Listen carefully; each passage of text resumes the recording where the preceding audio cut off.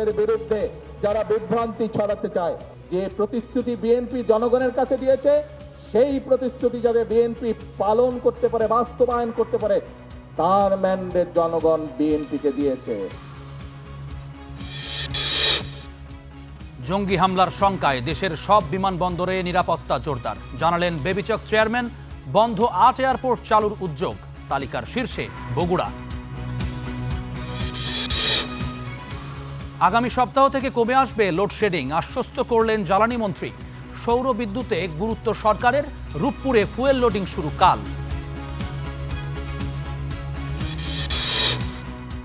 কুমিল্লার রাজস্ব কর্মকর্তাকে হত্যায় জড়িতরা পেশাদার ছিনতাইকারী, দাবি র্যাবের। চট্টগ্রামে এক রাতে ভিন্ন ঘটনায় 2 হত্যাকাণ্ড। বাংলাদেশি শিক্ষার্থী লিমনের খণ্ডিত দেহ উদ্ধারের পর ফ্লোরিডার একই এলাকা থেকে আরও দেহাবশেষ উদ্ধার, নিখোঁজ বৃষ্টির বলে ধারণা পুলিশের।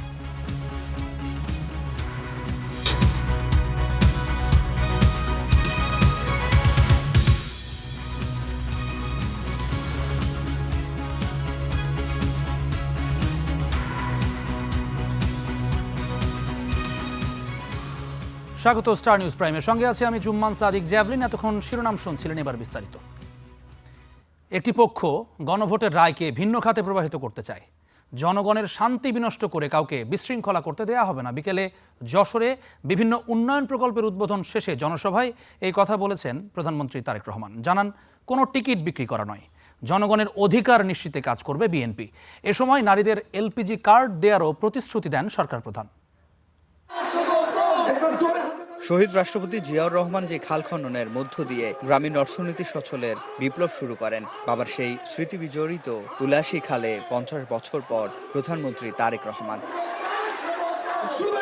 অবহেলায় জর্জরিত পানিশূন্য খাল পুনর্খননের কাজ উদ্বোধন করেন সরকার প্রধান। খালপাড়ে করেন বৃক্ষরোপণ। এ সময় খালের প্রাণ আবার ফিরিয়ে আনতে স্থানীয় তরুণদের এগিয়ে আসার আহ্বান জানান তিনি। সকলে মিলে পরিশ্রম করে তাহলে অবশ্যই ভাগ্যের পরিবর্তন করা সম্ভব। বিএনপি মানুষের ভাগ্য উন্নয়নের রাজনীতি করে উল্লেখ করে প্রধানমন্ত্রী বলেন, বাংলাদেশের মানুষের ভাগ্য নিয়ে যারা ছিনিমিনি খেলতে চায়, 5 আগস্টের মতো মানুষ তাদের জবাব দেবে। মেয়েরা, আমরা মেয়েদের শিক্ষা ব্যবস্থা ইনশাল্লাহ ডিগ্রি পর্যন্ত অর্থাৎ উচ্চতর পর্যন্ত ইনশাল্লাহ বিনামূল্যে ব্যবস্থা করব। এ সময় ফ্যামিলি কার্ডের মতো নারীদেরকে এলপিজি কার্ড দেওয়ার প্রতিশ্রুতি দেন তারেক রহমান। বলেন, ডিগ্রি পর্যন্ত বিনামূল্যে শিক্ষার সুযোগ পাবে মেয়েরা। দখল, দূষণ আর নদীর সাথে সংযোগ হারিয়ে যাওয়ায় এ অঞ্চলের প্রধান খাল উলুশী এখন মৃতপ্রায়। 50 বছর পর প্রধানমন্ত্রী এই মৃতপ্রায় খালকে আবারও পুনঃখননের মাধ্যমে এ অঞ্চলের অর্থরক্ষ মেহনতি শ্রমিক জনতাকে স্বপ্ন দেখাচ্ছেন নতুন অর্থনীতির দুয়ার খোলার। এদিকে বিকেলে শহরের ঈদগাহ ময়দানের জনসভায় যোগ দেন তারেক রহমান। একটি পক্ষ গণভোটের রায়কে ভিন্ন খাতে প্রবাহিত করতে চায় উল্লেখ করে সবাইকে সতর্ক থাকার আহ্বান জানান প্রধানমন্ত্রী। আজকে এই জুলাই সনদ নিয়ে এবং রাজনৈতিক বিষয় নিয়ে অনেকে বিভ্রান্তির চেষ্টা করছে। প্রিয় ভাই বোনেরা, আমাদেরকে সিদ্ধান্ত নিতে হবে। যারা স্বৈরাচার পালিয়ে যাবার সাথে সাথে বলে আমরা ক্ষমা করে দিলাম, যারা স্বৈরাচারের সাথে গিয়ে গোপনে ঢাকা থেকে ঢাকার বাইরে গিয়ে মিটিং করে, তারা জনগণের কথা বলছে, নাকি যারা জনগণের জন্য ফ্যামিলি কার্ডের ব্যবস্থা করতে চায়, যারা কৃষকের জন্য কৃষক কার্ডের ব্যবস্থা করতে চায়, যারা বেকার যুবকদের জন্য কর্মসংস্থানের ব্যবস্থা করতে চায়, সেই বিষয়গুলো আপনাদের কাছে জরুরি নাকি বিভ্রান্তিটা আপনাদের কাছে জরুরি? বলেন, কোনো টিকিট বিক্রি নয়, বরং জনগণের অধিকার নিশ্চিতে কাজ করবে বিএনপি। আমাদেরকে এখন দেশকে গড়তে হবে, আমাদের দেশকে সামনে নিয়ে যেতে হবে, দেশের মানুষের ভাগ্যের পরিবর্তন করতে হবে। এর আগে দুপুরে উপমহাদেশের প্রাচীনতম পাবলিক লাইব্রেরিতে সময় কাটান সরকার প্রধান। এ সময় তালপাতায় হাতে লেখা মহাকবি কালিদাসের পুঁথি ও প্রাচীন রামায়ণ মহাভারতের মতো সৃষ্টি পরিদর্শন করেন প্রধানমন্ত্রী। সিফাত শাহরিয়ার, স্টার নিউজ, ঢাকা। দেশের বিভিন্ন হাসপাতালের জন্য 1 লাখ স্বাস্থ্যকর্মী নিয়োগ দেবে সরকার। এর মধ্যে 80,000 থাকবেন নারী কর্মী।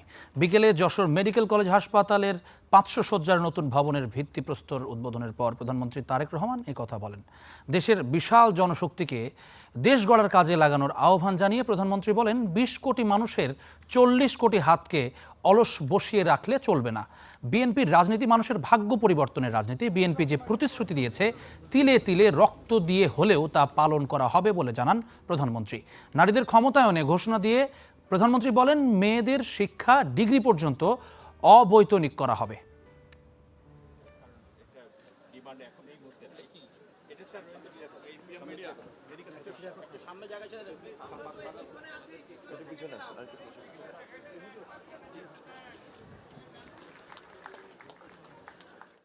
মেডিকেল কলেজটি 2006 সালে মরহুমা বেগম খালেদা জিয়া, মরহুম শরীফুল ইসলাম উনি একটি জনসভায় এই কথা তুলেছেন।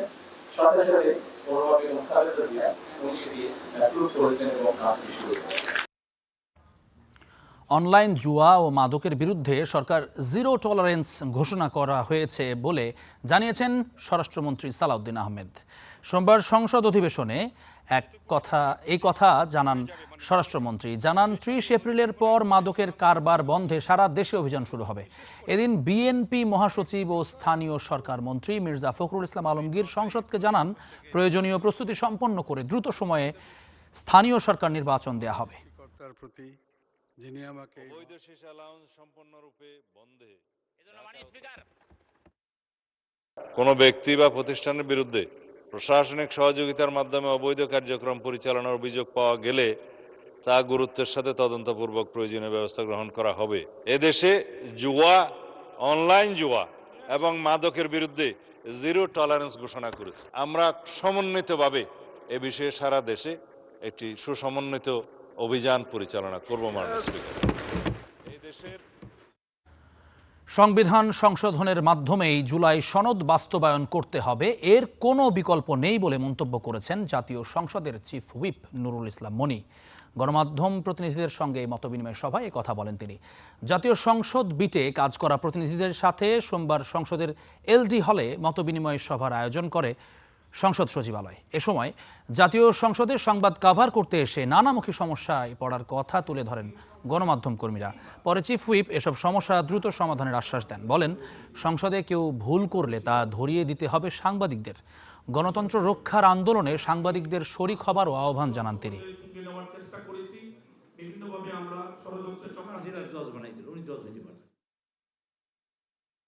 সংবিধান সংশোধন করা ছাড়া কোনো পথ নাই, নাই নাই নাই, এটা আমাদের করতেই হবে।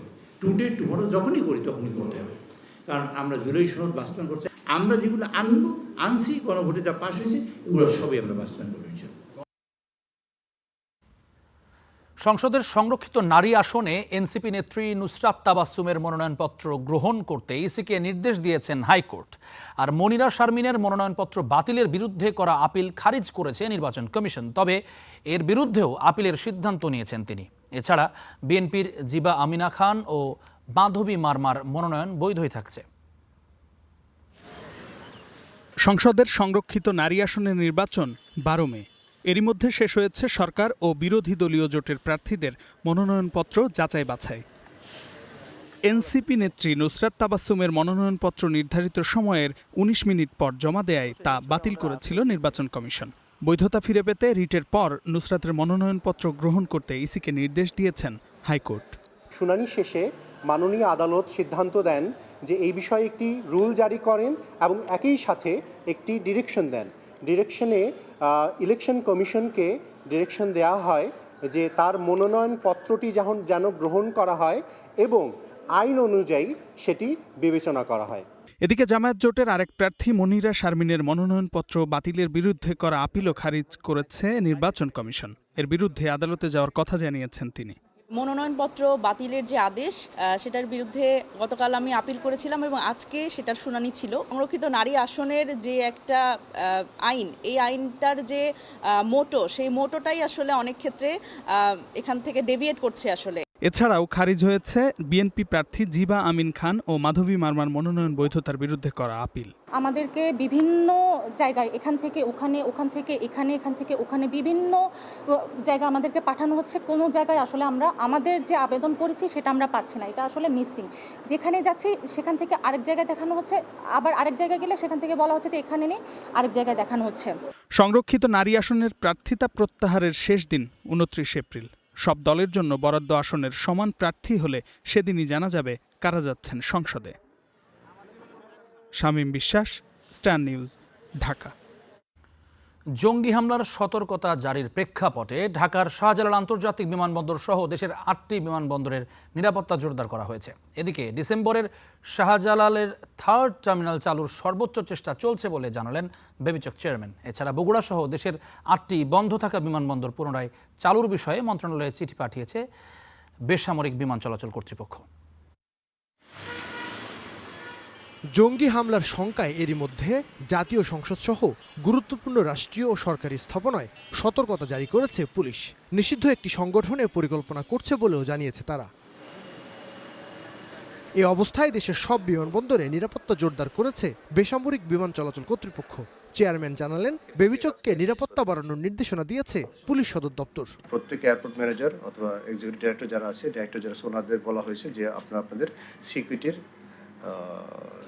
মেকানিজমটা আছে সেটা একটু স্ট্রেনথেন করেন। লাইক আপনার রাউন্ডটা একটু বেশি হতে হবে, লাইক আপনার অ্যাক্সেস কন্ট্রোল যেটা আছে সেখানে আপনি একটু বেশি নজর দিলেন, সেই জিনিসগুলো মেকানিজমটা করা হয়েছে।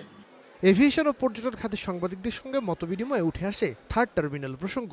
এক প্রশ্নের জবাবে সেটি ডিসেম্বরে চালুর সর্বোচ্চ চেষ্টা চলছে বলেও জানান তিনি। এছাড়া গ্রাউন্ড হ্যান্ডলিংয়ে বিমানের সঙ্গে যুক্ত হচ্ছে বিদেশি কোম্পানি। যদি সম্ভব হয় আমরা সেই ডিসেম্বর মাস, 16 ডিসেম্বর ধরে আমরা একটা হয়তো একটু আগানোর চেষ্টা করব। আমাদের সর্বোচ্চ চেষ্টা থাকবে যেন সেটা একটা ভালো একটা গ্র্যান্ড ওপেনিং হতে হবে, সেই চেষ্টাটা আমাদের আছে। এছাড়াও বন্ধ থাকা 8টি বিমানবন্দর চালুর তালিকা মন্ত্রণালয়ে পাঠানো হয়েছে বলেও জানান air vice marshal Mostafa Mahmud Siddique. এর মধ্যে তালিকার শীর্ষে রয়েছে বগুড়া। নাইম আবির, স্টার নিউজ, ঢাকা। জ্বালানি তেল নিয়ে আগের তুলনায় কমছে ভোগান্তি, তবে রাজধানীর ফিলিং স্টেশনগুলোতে দেখা যাচ্ছে মিশ্র চিত্র। কোথাও তেল মিলছে, আবার কোথাও রয়েছে ভোগান্তি। তবে আগের তুলনায় যানবাহনের দীর্ঘ লাইন কিছুটা কমে এসেছে। প্রাইভেট কারের জন্য ফুয়েল পাস অ্যাপ চালু করায় তেল বিক্রিতে শৃঙ্খলা আসবে বলে আশা করছেন পাম্প কর্মীরা। জ্বালানি সংকট নিরসন ও বিক্রিতে শৃঙ্খলা ফেরাতে মোটরসাইকেলের পাশাপাশি এবার প্রাইভেট কারেও ফুয়েল পাস চালুর নির্দেশ দিয়েছে সরকার। প্রথম পর্যায়ে ক, খ, গ সিরিজের গাড়িগুলো নিবন্ধনের আওতায় আনা হয়েছে। অল্প সময়ের মধ্যেই রাজধানীর সব ফিলিং স্টেশনগুলোতে প্রাইভেট কারের জন্য ফুয়েল পাস বাধ্যতামূলক হবে। অনেক রাত হয়েছে যেখানে আমরা ঘুমাইছি পাম্পের সামনে। এখন তো আজকেই তো এসে দেখে অবাক হয়ে গেলাম যে পাম্পের মধ্যে আসে আধা ঘন্টার মধ্যে ঢুকে গেছি। তেল এখন পাবো আশা করা যায়। প্রথম 2000 টাকা করে তেল দিত, তারপরে আবার 1000 টাকা করে শুরু হয়েছে। এখন মোটামুটি আবার 2 থেকে 3000 টাকার তেল দেয়, কিন্তু আগের চেয়ে অনেক ভিড় কমে গেছে। এদিকে সোমবার সকাল থেকে রাজধানীর বিভিন্ন ফিলিং স্টেশনগুলোতে দেখা গেছে কয়েকটিতে তেলের সরবরাহ চাহিদার তুলনায় ছিল কম। তবে বৃষ্টি হওয়ায় লাইনে দাঁড়ানো গ্রাহকদের মাঝে ছিল স্বস্তি। যে সিরিয়াল ছিল প্রথম দিকে এখন অনেকটাই কমেছে, আর ফুয়েল পাসটা হওয়ার কারণে দেখা যায় যে রেশনিং যে সিস্টেমটা ছিল এটা নেই। এখন আমি আমার মতো মান্থলি আমার যতটুকু লাগে আমি ততটুকু নিতে পারছি। মোটামুটি আজকে অনেক আগে পাইলাম, 1-1.5 ঘন্টার মধ্যে পেয়েছি। যেসব পাম্পে চাহিদার বিপরীতে তেল মিলছে সেগুলোতে দেখা গেছে ভিড়। এদিকে ডিজেলের সরবরাহ কম থাকলেও পর্যাপ্ত আছে অকটেন। পর্যাপ্ত এখনও কিন্তু ওইভাবে যতটা চাই ততটা দেওয়া সম্ভব হচ্ছে না, কারণ মানুষের চাহিদা তো শেষ নেই। কারণ 2 মাসের যে ক্রাইসিস সেটা তো 2 দিনে সম্ভব না। তো আগের থেকে অনেকটা কিন্তু ক্রাইসিস মোকাবেলা করে গেছেন। অকটেন এখন অ্যাভেলেবেল পাচ্ছে, পেট্রোল পাচ্ছে, ডিজেলও পাচ্ছে না তা না। আর আজকের ডিমান্ড হয়তো 7000, আমি 4500 পেয়েছি, তো এটুক থাকবে। লাইন কিছুটা ছোট হয়ে এলেও জ্বালানি নিয়ে এখনও অনিশ্চয়তা কাটেনি গ্রাহকদের মনে। অবৈধ মজুত হচ্ছে কিনা তা খুঁজে দেখার দাবি গ্রাহকদের। Afroza Lamia, star News, Dhaka. দেশের বিদ্যুৎ পরিস্থিতি নিয়ে আশার বাণী শোনালেন বিদ্যুৎ প্রতিমন্ত্রী ইকবাল হাসান মাহমুদ। আগামী সপ্তাহ থেকে লোডশেডিং কমে আসবে বলে জানিয়েছেন তিনি। নবায়নযোগ্য জ্বালানি নিয়ে সিপিডির এক আলোচনায় মন্ত্রী জানান, জ্বালানি সংকটের স্থায়ী সমাধানে সৌর বিদ্যুতের বিকল্প দেখছে না সরকার। এই খাতে বেসরকারি বিনিয়োগ আহ্বান করেছেন তিনি। জ্বালানি সংকটের জেরে বেড়েছে দেশের বিভিন্ন জেলায় লোডশেডিং। এতে ব্যাহত হচ্ছে কৃষি, শিল্প খাতের উৎপাদন ও সাধারণ জীবনযাপন। বাংলাদেশ জ্বালানি আমদানি নির্ভর হওয়ায় বিকল্প হিসেবে নবায়নযোগ্য জ্বালানির পথে জোরে সোরে হাঁটতে চাইছে সরকার। তাই তো বর্তমানে 1500 মেগাওয়াটের কম সক্ষমতা বাড়িয়ে 2030 সাল নাগাদ 10,000 মেগাওয়াট করার লক্ষ্য আছে। যদিও এই লক্ষ্য অর্জনকে সহজ মনে করছে না সিপিডি। সংস্থাটি আয়োজিত এক সেমিনারে লক্ষ্য পূরণে সরকারের নীতি সহায়তার কথা তুলে ধরা হয়। এই সময় আগামী বাজেটে ব্যাটারি উৎপাদন ও আমদানি পর্যায়ে শুল্ক সুবিধা দেওয়া হবে বলে জানান বিরা চেয়ারম্যান। বাংলাদেশেও কিন্তু ব্যাটারি প্রোডাকশন হচ্ছে, তো আমরা চাই না যে যারা স্মল স্কেল ব্যাটারি যেগুলো সেগুলোর জন্য কোনো ট্যাক্স ব্রেক দেওয়ার, আমি ইন্টারন্যাশনাল ট্রেডিংয়ের জন্য ট্যাক্স ব্রেক দেওয়ার কোনো লজিক নাই, বিকজ এটা আমাদের বাংলাদেশে আমরা প্রডিউস করতে পারি। যেগুলো একদম বড় ইন্ডাস্ট্রিয়াল স্কেল বেস, সেই ক্ষেত্রে হয়তো আমরা একটা ট্যাক্স ব্রেক দেওয়ার চেষ্টা করবো। সো এই ইন্ডাস্ট্রিয়াল সোলারের ক্ষেত্রে বা আপনি যখন 5-10 মেগাওয়াটের একটা প্রজেক্ট করছেন তখন যাতে আপনি বেস সিস্টেমটাতে একটা ট্যাক্স অ্যাডভান্টেজ পান। বিকল্প হিসেবে নবায়নযোগ্য জ্বালানিতে বিনিয়োগ বাড়াতে জমি সংস্থান ও প্রণোদনা দেওয়ার কথা জানান বিদ্যুৎ মন্ত্রী। সোলারটাকে মোটামুটি প্রাইভেটের কাছে দিয়ে দেবো, আমরা সোলার জমি দিয়ে দেবো আপনাদেরকে 25 বছরের লিজে দিয়ে দেবো জমি। আর আপনারা কেউ যদি মনে করেন যে আমি জমি কিনবো, সেটা মানা করবো না, আপনারা জমি কিনাও করতে পারেন, কোনো অসুবিধা নেই। এ সময় মন্ত্রী জানান জ্বালানি আমদানি ও বিদ্যুৎ উৎপাদনে সরকারের খরচ অনেক বেড়ে গেছে, লোডশেডিং কমে আসবে বলে আশ্বস্ত করেন তিনি। আশা করি যে আগামী সপ্তাহের মধ্যে বিদ্যুতের অবস্থা কিছুটা ইমপ্রুভ করবে। কিছু কিছু প্রাইভেট পাওয়ার জেনারেল যারা আছে তারা আপনার পাওয়ার দেওয়া শুরু করবে, তাতে আশা করি যে আমার এখন তো প্রায় 1200 বা 1500 মেগাওয়াট আমাকে লোডশেডিং দিতে হচ্ছে, তখন আমি হয়তো 800-900-র মধ্যে নিয়ে আসতে পারবো, লোডশেডিং থাকবে। জ্বালানি তেল আমদানি খরচ $2 বিলিয়ন বেড়ে গেছে উল্লেখ করে মন্ত্রী জানান বিদ্যুৎ খাতে সরকারের বকেয়া এখন 56,000 কোটি টাকা। লং টার্ম লিজ দিয়ে দেব, সেখানে ইনভেস্টর যে। আতাউর নিয়ন, স্টার নিউজ, ঢাকা। রূপপুর পারমাণবিক বিদ্যুৎ কেন্দ্রে জ্বালানি লোডিং এর কাজ শুরু হচ্ছে আগামীকাল। চলছে শেষ মুহূর্তের প্রস্তুতি। এই কাজ সফল হলে আগামী আগস্টেই জাতীয় গ্রিডে যুক্ত হবে 300 মেগাওয়াট বিদ্যুৎ। ধাপে ধাপে বাড়বে উৎপাদিত বিদ্যুতের পরিমাণও। এ নিয়ে উচ্ছ্বসিত রূপপুর প্রকল্পের শ্রমিক সহ পাবনার মানুষ। অবসান ঘটতে যাচ্ছে দীর্ঘ প্রতীক্ষার। অবশেষে মঙ্গলবার থেকে শুরু হচ্ছে রূপপুর পারমাণবিক বিদ্যুৎ কেন্দ্রে জ্বালানি লোডিং কার্যক্রম। চলছে শেষ সময়ের প্রস্তুতি। জুলাইয়ের শেষে অথবা আগস্টের শুরুর দিকেই প্রথম ইউনিট থেকে অন্তত 300 মেগাওয়াট বিদ্যুৎ জাতীয় গ্রিডে যুক্ত হবে। আর ইউনিটটি থেকে পূর্ণ সক্ষমতায় বিদ্যুৎ মিলবে চলতি বছরের শেষ নাগাদ বা আগামী বছরের শুরুতে। এত বড় একটা প্রজেক্ট এখানে হচ্ছে, এখন সেটা উৎপাদনমুখী হচ্ছে, এটা অবশ্যই আমাদের গর্বের এবং আনন্দের বিষয় পাবনাবাসী হিসেবে। 28 তারিখে ওই ইউরেনিয়াম দিয়ে আমাদের ওইটা টেস্টিং চলবে। খুশি স্থানীয়রাও। তাদের আশা দেশের জ্বালানি নিরাপত্তা ও অর্থনৈতিক উন্নয়নে দীর্ঘমেয়াদে গুরুত্বপূর্ণ অবদান রাখবে বিদ্যুৎ কেন্দ্রটি। নিরাপত্তায় সর্বোচ্চ সতর্কতার দাবি স্থানীয়দের। বিদ্যুৎ অনেকটা সাশ্রয় হবে এবং বিদ্যুৎ ঘাটতি পূরণ হবে। এটা পরশুদিন উদ্বোধন হবে, এটা খুবই খুশি আমরা।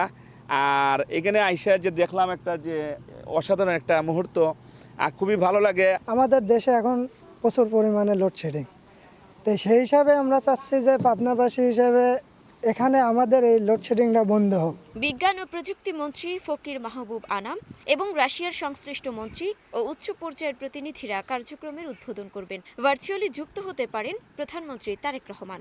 বর্তমানে বৈশ্বিক যে সংকট রয়েছে বিশেষ করে জ্বালানি এবং বিদ্যুতের, আমরা আশা করি এটি উৎপাদন প্রক্রিয়ায় গেলে এই অঞ্চল সহ বাংলাদেশ অত্যন্ত ভালো একটি বিদ্যুতের সোর্স পাবে এবং আমরা অবশ্যই এই ইউরেনিয়ামকে নিরাপদ কাজে ব্যবহার করে শান্তিপূর্ণ উপায়ে আমরা আমাদের যে ক্রাইসিস রয়েছে বিদ্যুতের সেটি পূরণ করতে পারবো বলে আমার দৃঢ় বিশ্বাস। পদ্মা নদীর তীর ঘেঁষে গড়ে উঠেছে রূপপুর পারমাণবিক বিদ্যুৎ কেন্দ্র।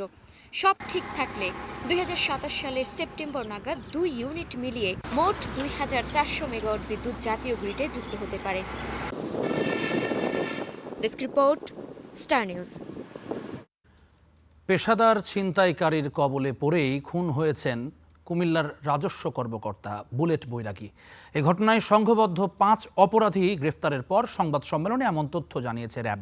র্যাব জানায় তারা সিএনজি অটোরিকশা চালকের আড়ালে ভয়ঙ্কর অপরাধী। সবার বিরুদ্ধেই রয়েছে একাধিক মামলা।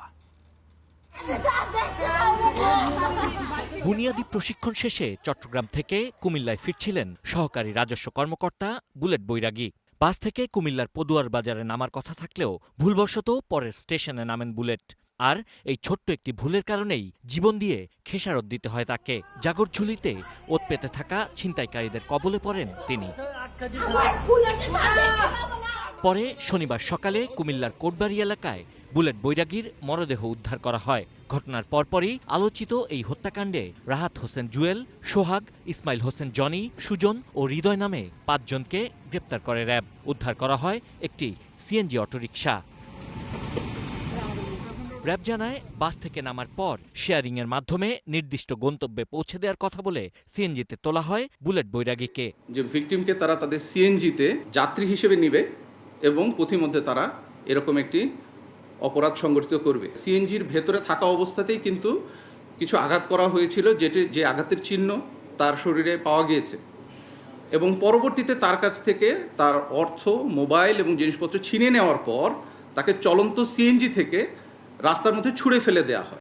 এ সময় মাথায় আঘাত পাওয়ার কারণেই তার মৃত্যু হয়েছে বলে ধারণা র্যাবের। হত্যাকাণ্ডের সাথে মূলত ডিরেক্টলি সংশ্লিষ্ট ছিল 4 জন সিএনজি এবং পরবর্তীতে আরও একজনকে ফিফথ যার কাছ থেকে পেয়েছি আমরা, যেটা হচ্ছে বুলেটের ব্যবহৃত মোবাইলটা। সো এই 5 জন, বাট ছিনতাইকারী এদের চক্রের সাথে তো আরও অনেকে থাকে, এটা পরবর্তীতে ইনভেস্টিগেশনে বের হয়ে আসবে। গ্রেপ্তার 5 আসামির মধ্যে সোহাগের কাছ থেকে বুলেট বৈরাগীর মোবাইল উদ্ধার করা হয়েছে। Sabbir Ahmed, star News, Dhaka. চট্টগ্রামে আলাদা স্থানে গুলিতে ও মারধরের ঘটনায় নিহত হয়েছেন 2 জন। এর মধ্যে গেল 3 দিনের ব্যবধানে রাউজানে খুন হলেন 2 জন। পুলিশের ধারণা আধিপত্য বিস্তার আর পূর্বশত্রুতার জেরেই ঘটছে এমন ঘটনা। আরও জানাচ্ছেন সৈয়দ তামিম মাহমুদ। রোববার রাত 9:15 রাউজানের বাইল্লারঘাট এলাকায় নিজ বাড়ির পাশে গুলিবিদ্ধ হন বিএনপি কর্মী নাসির উদ্দিন। হাসপাতালে নেয়ার পথে মারা যান তিনি। আমার এলাকার মানুষও জড়িত ছিল, না থাকলে কি বাবাকে নিজের এলাকায় গিয়ে মানুষকে মারা সম্ভব? ফাঁসি চাই। এর ঘণ্টা 2 পর সাতকানিয়ায় আরেক হত্যাকাণ্ড। চা দোকানি শাহাদাতকে পিটিয়ে মারে কয়েকজন মুখোশধারী।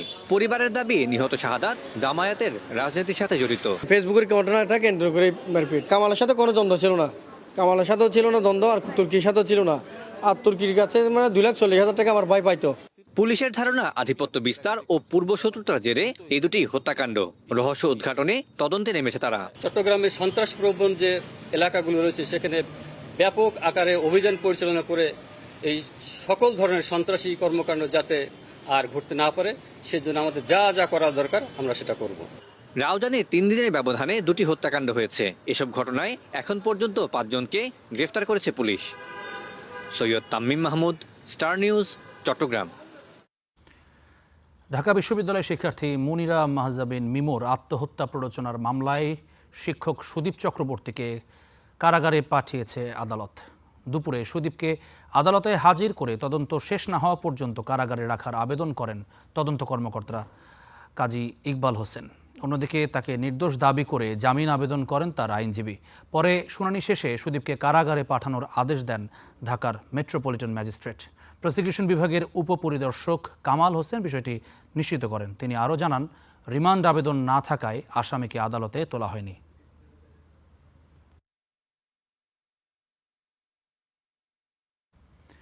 যুক্তরাষ্ট্রের সাউথ ফ্লোরিডা বিশ্ববিদ্যালয়ের শিক্ষার্থী লিমনের খণ্ডিত মরদেহ যে ব্রিজের নিচ থেকে উদ্ধার করা হয়েছিল সেখান থেকে আরও কিছু খণ্ডিত দেহাংশ উদ্ধার করেছে পুলিশ।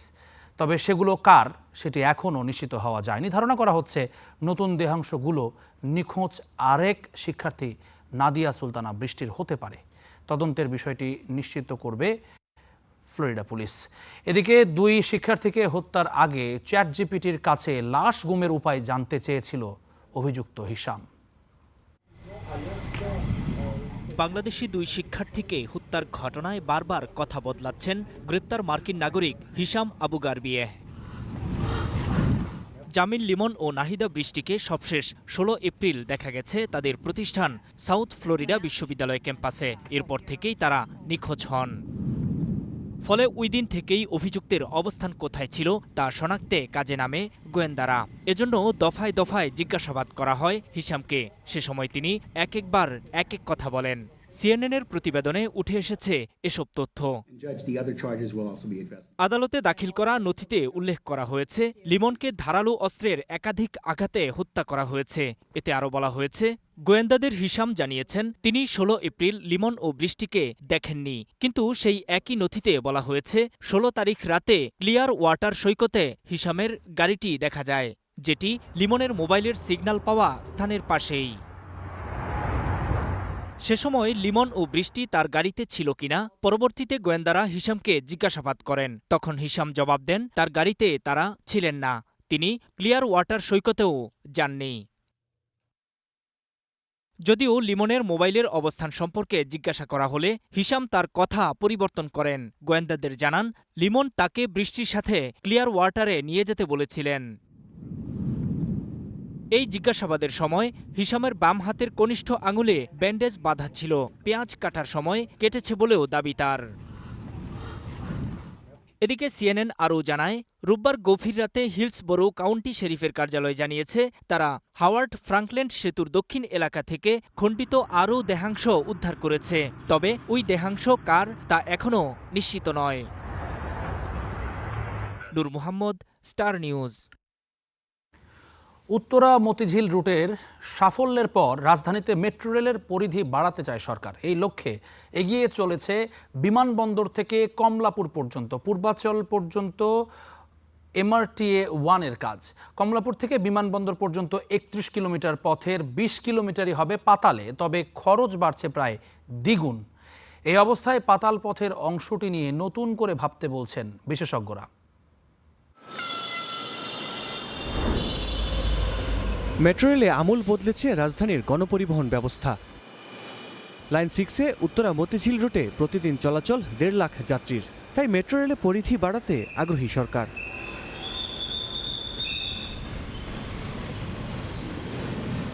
চলছে MRT লাইন 1-এর কাজ। কমলাপুর থেকে বিমানবন্দর এই 31 কিলোমিটারের মধ্যে পাতাল পথে 20 আর নতুন বাজার থেকে পূর্বাচল পর্যন্ত উড়াল পথে যাবে 11 কিলোমিটার। 19 স্টেশনের মধ্যে 12টি মাটির নিচে আর ওপরে হবে 7টি।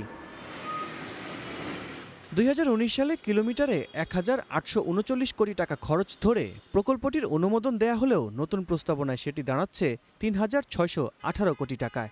এতে 52,561 কোটি টাকার প্রকল্প দাঁড়িয়েছে 96,500 কোটিতে। MRT 6 নগরবাসীকে স্বস্তি দিলেও প্রশ্ন উঠেছে প্রকল্পের ব্যয় নিয়ে। যদি আমাদের 1 লক্ষ টাকা দিয়ে একটা লাইন করতে হয়, 1 লক্ষ কোটি টাকা দিয়ে, এরকম 2-3টা লাইন করলেই কিন্তু আমার মনে হয় অর্থনৈতিকভাবে বাংলাদেশ দেউলিয়া হয়ে যাওয়ার একটা সম্ভাবনা আছে। এবং টানেলের তৈরির যে আসলে ব্যবস্থাপনা, এখানে দক্ষ শ্রমিক থেকে শুরু করে এই ব্যবস্থাপনাগুলো একেবারেই আমি বলবো যে বিশেষায়িত। এটা উড়াল পথের তৈরি করাটা যতটা সহজ, আপনি যখনই পাতাল পথে যাবেন সেটা আসলে ততটাই কঠিন হয়ে যায়। এই জন্য পুরো পৃথিবীতে এখন যতগুলি মেট্রো চলমান আছে এবং রিসেন্টলি শেষ হয়েছে তার বেশিরভাগই কিন্তু এলিভেটেড করা হয়েছে। পাতাল জিনিস যেদিন থেকে উদ্বোধন হয় সেদিনই কিন্তু আইসিইউতে ঢুকে যায়। মেট্রো রেলের পরামর্শক থেকে শুরু করে ঠিকাদার, কোচ সবই আনা হয় বিদেশ থেকে। সে কারণেই এই বিপুল ব্যয়। এটি কমিয়ে আনা সম্ভব কিনা সে প্রশ্নও ছিল দেশীয় বিশেষজ্ঞদের কাছে। নিজস্ব ক্যাপাসিটি বাড়াতে হবে, যে আমরাই যদি ট্র্যাক কোচ যদি তৈরি করতে পারি তখন আপনার ব্যয় কমে যাবে। এবং নকশার ক্ষেত্রেও আপনাকে আরও অভিনব চিন্তা করতে হবে, যেটা কতটুকু আসলে হালকা অবকাঠামো করা যায়, যতটুকু সম্ভব। স্টেশনগুলো এত দৃষ্টিনন্দন করার আসলে কতটুকু প্রয়োজনীয়তা আছে, এটা আমার একটা বড় প্রশ্ন। প্ল্যাটফর্মের ফাংশন কি সেটা বুঝে যদি আমরা করি, আস্তে আস্তে ব্যয়টা কিন্তু কমে আনা সম্ভব। আমি বলবো লুক গ্লোবালি, থিঙ্ক লোকালি, এবং আমাদের সমস্যার সমাধান আমাদেরকেই দিতে হবে।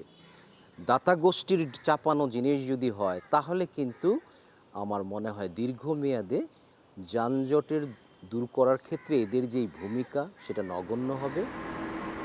মেট্রো রেল পাতালে নিলে কৃত্রিম আলো বাতাসের পাশাপাশি নিরাপত্তা ব্যবস্থা বাড়াতে হবে 10 গুণ। তাই শুধু নির্মাণ খরচ নয়, পরিচালনা ব্যয় নিয়েও ভাবতে বলছেন বিশেষজ্ঞরা। সরকারের প্রস্তাবনায় থাকা বাকি 5টি মেট্রো লাইন নিয়ে নতুন করে ভাবার পরামর্শ দিচ্ছেন দেশীয় বিশেষজ্ঞরা। বলছেন 2 বা 3টি মেট্রো লাইন করে বাকিগুলো মনোরেল দিয়ে সংযোগ করা যেতে পারে। তাতে একদিকে যেমন কমবে ঋণের বোঝা, অন্যদিকে চাপমুক্ত থাকবে ভবিষ্যৎ প্রজন্ম। শুধু তাই নয়, মেট্রো ভিত্তিক আধুনিক শহর গড়তে হলে বাড়াতে হবে নিজস্ব সক্ষমতা। আল কাসির, স্টার নিউজ, ঢাকা। দূরপাল্লার বাসে অনেকটাই কার্যকর হয়েছে নতুন ভাড়া। দূরত্ব ভেদে ভাড়া বেড়েছে 20 থেকে 50 টাকা পর্যন্ত। তবে কিছু কিছু রুটে যাত্রী কম থাকায় আগের ভাড়াতেই চলছে বাস। যাত্রীদের আশঙ্কা, কোরবানির সামনে রেখে হয়তো বাড়তি ভাড়াই গুনতে হবে। দূরপাল্লার বাসে নতুন ভাড়া কতটা কার্যকর হলো তা জানতে আমরা যাই মহাখালী বাসস্ট্যান্ডে। উঠে পড়ি ময়মনসিংহ রুটের একটি বাসে। যাত্রীরা জানালেন আগের চেয়ে ভাড়া বেড়েছে 20 টাকা। এখন 320, মানে 330, সামান্য একটু বেশি মনে হচ্ছে। বাকি সব কিছু সুবিধা দেয়। ভাড়া বেড়েছে আমাদের জন্য একটা ভোগান্তির বিষয়। আজকে অথবা কালকে ভাড়া বাড়বে 350 টাকা। কিছু কিছু কাউন্টার থেকে জানানো হয় তারা এখনো নতুন ভাড়া কার্যকর করেনি। তবে যাত্রীদের সংখ্যা কোরবানি ঈদের আগে কয়েক ধাপে বাড়ানো হবে এই ভাড়া। এর আগেও রংপুরে যাতায়াত করেছি, পূর্বে আমার কাছ থেকে 800 টাকা ভাড়া নিয়েছিল, এবারও 800 টাকায় নিয়েছে। বগুড়া 30 টাকা বাড়ছে, নওগাঁ 40 টাকা বাড়ছে। আমরা এখনো পুরান ভাড়াটাই নিচ্ছি। ঈদে তো আমাদের ভাড়া বাড়ে, ঈদে যেমন নন এসির ভাড়া 800 টাকার জায়গায় 1000 হয়ে যায়, এটা সব সময় হয়ে যায়। কিছুটা ভিন্ন চিত্র সায়দাবাদ বাস স্ট্যান্ডে। যাত্রী আমারটা দেবে তুই চিল্লাওকা। কাউন্টারের কর্মীদের দাবি এমনিতেই তারা যাত্রী সংকটে থাকেন, তাই নতুন ভাড়া এখনো আদায় করা সম্ভব হচ্ছে না, নেওয়া হচ্ছে আগের ভাড়াই। যাত্রী খরা মেটাতে কিছু ক্ষেত্রে বিদ্যমান ভাড়াই ছাড় দিচ্ছেন। আমাদের ফিক্সড ভাড়া হচ্ছে 400 টাকা, ওইখানে আমাদেরকে 400 টাকা দেয় না, আমাদেরকে দেয় 200 টাকা, 250 টাকা। যাত্রী একদম এই যে গাড়ির 45 সিটে যাত্রী হচ্ছে 2 জন, সিট 45টা, যাত্রীও নেই। আগের ভাড়া ছিল 700 টাকা, সেইখানে আমরা 100 টাকা কম নিতাম, 600 টাকা নিতাম। আর আজকে ভাড়া বাড়ার পরে আইসা দিয়েছে 550 টাকা। বাস চালকরা বলছেন ডিজেলের দাম বেড়েছে ঠিকই, কিন্তু তাদের দুর্ভোগ কাটেনি। একদিকে পাম্পে তেল পাওয়া নিয়ে দুর্ভোগ, অন্যদিকে যাত্রীদের কাছ থেকেও নেওয়া যাচ্ছে না নতুন ভাড়া। তেল তো যা পাইতেছি না, তেল কই? কালকে 8 ঘন্টা ছিলাম সিরিয়ালে, 8 ঘন্টা সিরিয়ালে। বাংলাদেশ সরকার বলতেছে 3 মাসের তেল মজবুত আছে, অনমজবুত দ্রুত টাইটও নেই। বাড়াইতে পারি না, ভাড়া বাড়াইলে যাত্রী পাইতে আসি না। হঠাৎ করে তেলের দামটা বাড়তি, তো এর জন্য তো আমরা ভাড়াটা বাড়াইতাম, কিন্তু মালিকের তো লস ভাই। শীততাপ নিয়ন্ত্রিত বা এসি বাসের ভাড়া সরকার নির্ধারণ করে না। এই ধরনের বাসের ভাড়া অনেকটাই নির্ভর করে পরিবহন মালিক ও প্রতিযোগিতার উপর। হাবিবুর রহমান অফি, স্টার নিউজ, ঢাকা। দেখছেন স্টার নিউজ প্রাইম, ফিরছে একটু পরেই।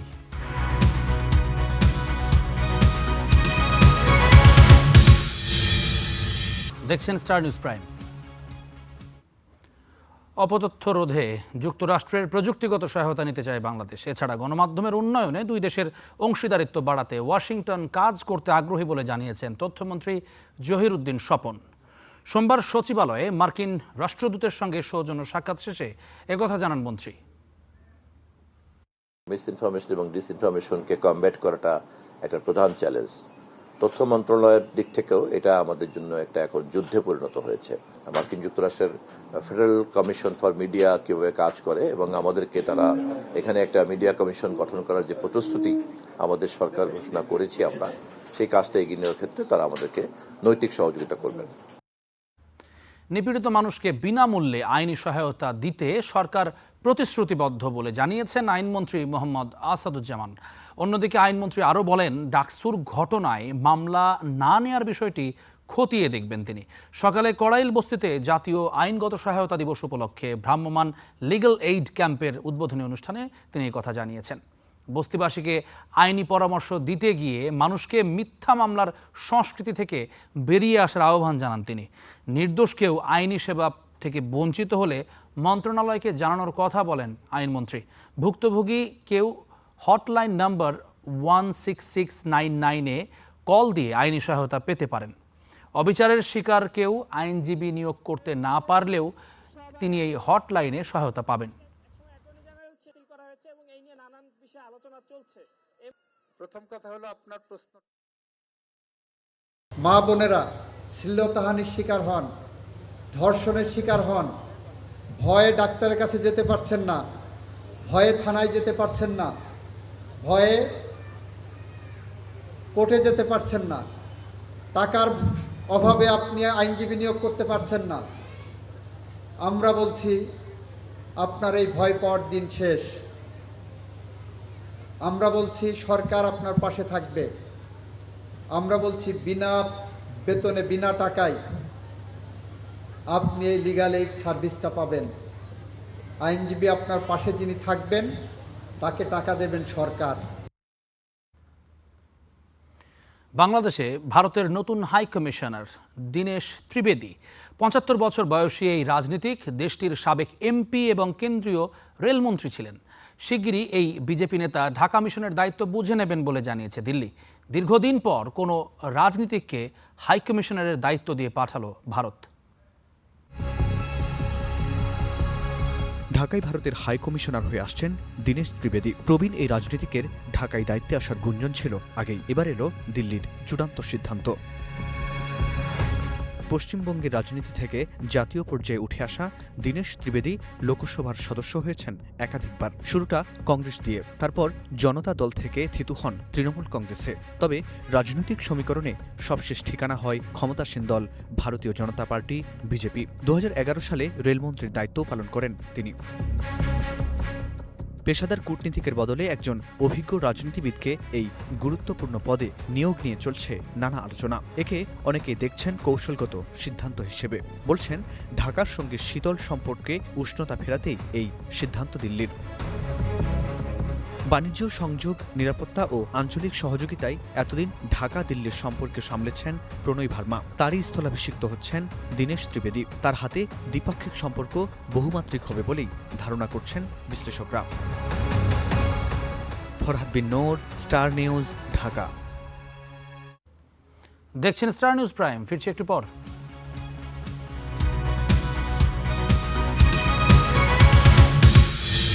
দেখছেন স্টার নিউজ প্রাইম। ট্রাম্পকে ধর্ষক ও শিশুকামী বলে বিশ্বাস করেন ওয়াশিংটনের নৈশভোজ অনুষ্ঠানে গুলি চালানো ওই ব্যক্তি। হামলার 10 মিনিট আগে নিজের পরিবারের কাছে পাঠানো এক চিঠিতে 31 বছর বয়সী অ্যালেন জানিয়েছিলেন ট্রাম্প ও তার পুরো মন্ত্রিসভায় তার হামলার টার্গেট। তবে হামলাকারী অ্যালেনের এই চিঠি নিয়ে প্রশ্ন করতেই ক্ষেপে যান ট্রাম্প। হামলার ঠিক 10 মিনিট আগে পরিবারের কাছে একটি চিঠি লেখেন ট্রাম্পের নৈশভোজ অনুষ্ঠানে গুলি চালানো কোল টমাস অ্যালেন। চিঠিতে ট্রাম্প ও তার প্রশাসনের উচ্চপদস্থ সব কর্মকর্তারাই তার টার্গেট বলে উল্লেখ করেন তিনি। অনুষ্ঠানে উপস্থিত অতিথিদের হত্যায় তার কোনো দ্বিধা নেই বলেও লিখেছিলেন অ্যালেন। নিজেকে উল্লেখ করেন ফ্রেন্ডলি ফেডারেল অ্যাসাসিন হিসেবে, আর ট্রাম্পকে মনে করেন বিশ্বাসঘাতক, ধর্ষক ও শিশুকামী হিসেবে।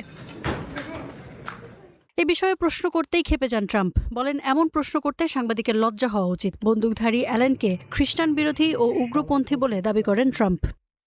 আমি ধর্ষক নই, কাউকে ধর্ষণ করিনি। আমি শিশুকামীও নই। একটা অসুস্থ লোকের ভুলভাল কথা আপনি পড়ে যাচ্ছেন। ও একটা অসুস্থ, সেটা আপনি জানেন, তাও এটা এখানে পড়ছেন। আপনার লজ্জিত হওয়া উচিত। চিঠিতে ওয়াশিংটনের বিলাসবহুল হিলটন হোটেলের নিরাপত্তা ব্যবস্থা নিয়েও ব্যঙ্গ করেন অ্যালেন। বলেন, কোনো ইরানি এজেন্ট মারণাস্ত্র নিয়ে ঢুকলেও ধরতে পারত না হোটেল কর্তৃপক্ষ। পেশায় শিক্ষক অ্যালেনকে বামপন্থী রাজনীতিতে বিশ্বাসী বলে জানিয়েছে তার পরিবার। ট্রাম্পের নৈশভোজ অনুষ্ঠানের একদিন আগেই হিলটন হোটেলে ওঠেন অ্যালেন। লস অ্যাঞ্জেলেস থেকে ট্রেনে শিকাগো, তারপর ওয়াশিংটনে পৌঁছান তিনি। তার কাছে একটি সেমি অটোমেটিক পিস্তল ও একটি শটগান ছিল। নিজের পরিবারের কাছে ক্ষমা চেয়েছেন অ্যালেন। রোববার তাকে আদালতে তোলার কথা রয়েছে। শনিবার ওয়াশিংটনের হিলটন হোটেলে সাংবাদিকদের সাথে ট্রাম্পের নৈশভোজ অনুষ্ঠানে গুলি চালান টমাস অ্যালেন। ইফফাতিরা, স্টার নিউজ। এবার জানাবো মধ্যপ্রাচ্যে যুদ্ধের খবর।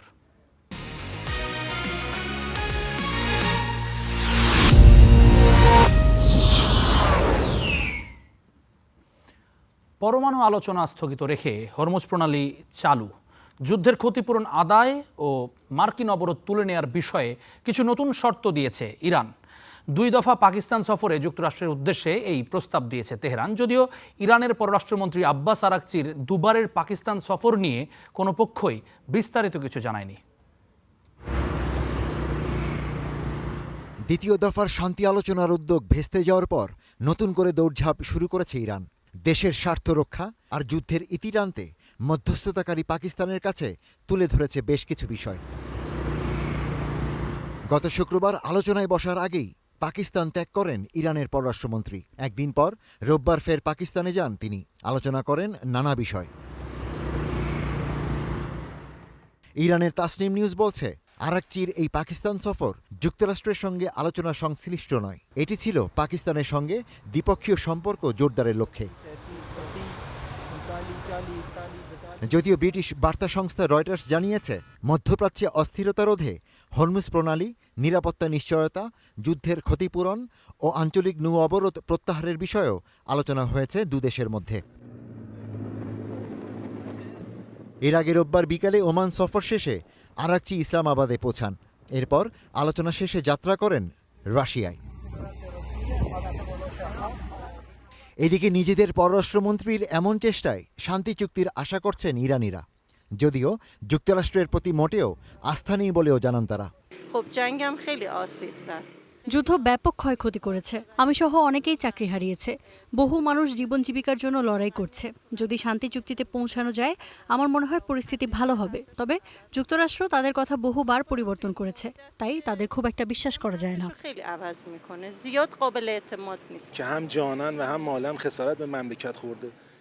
জীবন ও সম্পত্তি উভয় ক্ষেত্রেই আমাদের দেশ ক্ষতির সম্মুখীন হয়েছে। আলোচনা এমনভাবে হওয়া উচিত ছিল যাতে মৃত ও ক্ষতিগ্রস্তদের প্রতি অসম্মান না হয়। সেটাই সঠিক পথ।